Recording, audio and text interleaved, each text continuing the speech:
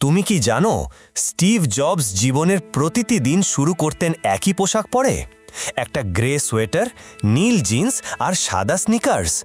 প্রশ্ন, এই মানুষটা কি ফ্যাশন নিয়ে ভাবতেন না, নাকি তার ওয়ার্ড্রোবে আর কিছুই ছিল না? না, আসলে এর পেছনে ছিল এক অসাধারণ মনস্তাত্ত্বিক কৌশল, যেটার নাম ডিসিশন ফেটিগ।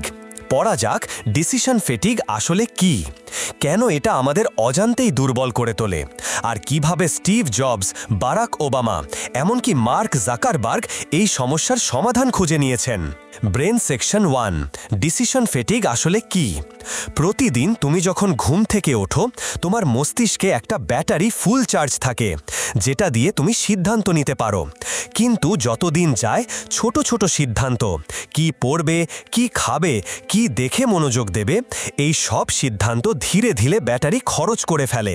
প্রভাব কি হয় জানো? দিনের শেষে তুমি আর কিছু ঠিকঠাক চিন্তা করতে পারো না। তুমি ক্লান্ত, ঝোঁকের বসে সিদ্ধান্ত নাও, অথবা কোনো সিদ্ধান্তই নিতে পারো না। এটাই হলো decision fatigue. Brain section 2, Steve Jobs and the power of routine. Steve Jobs বলতেন, I try to make as few decisions as possible about things that don't matter.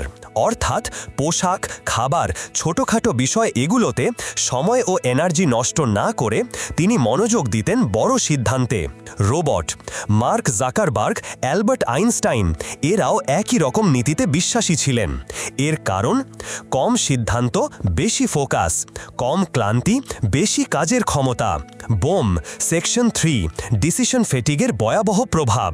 বই, স্ট্যানফোর্ড ইউনিভার্সিটির একটি গবেষণায় দেখা গেছে, জজেরা সকালে বেশি ন্যায্য রায় দেন, কিন্তু বিকেলের দিকে ডিসিশন ফেটিগের কারণে তারা অনেক সময় ভুল রায় দিয়ে থাকেন।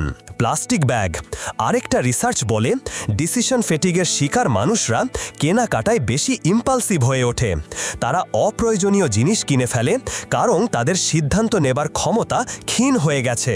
তুমি কি খেয়াল করেছো, দিনের শেষে ফেসবুক বা ইউটিউবে বেহিসাবি সময় নষ্ট করো? এই ক্লান্তি ডিসিশন ফেটিগ থেকেই আসে। সেকশন 4, এই ক্লান্তি থেকে মুক্তির উপায়।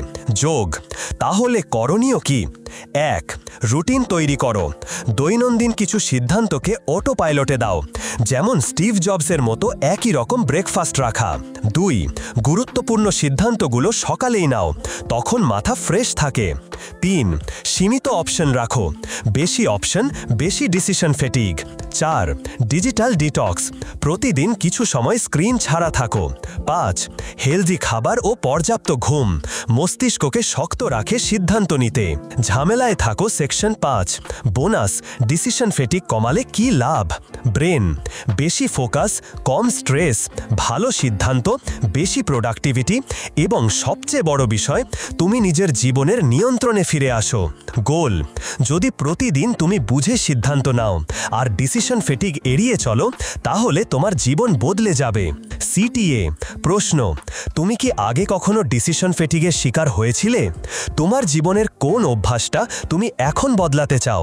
তলায় নিচে কমেন্টে লেখো। ভিডিওটি যদি ভালো লেগে থাকে, বেল আইকনটি প্রেস করে চ্যানেলটি সাবস্ক্রাইব করে পাশে থাকো, আর বন্ধুদের সাথে শেয়ার করো। জানাও ওদের, জীবনের বড় পরিবর্তন শুরু হয় ছোট সিদ্ধান্ত থেকে।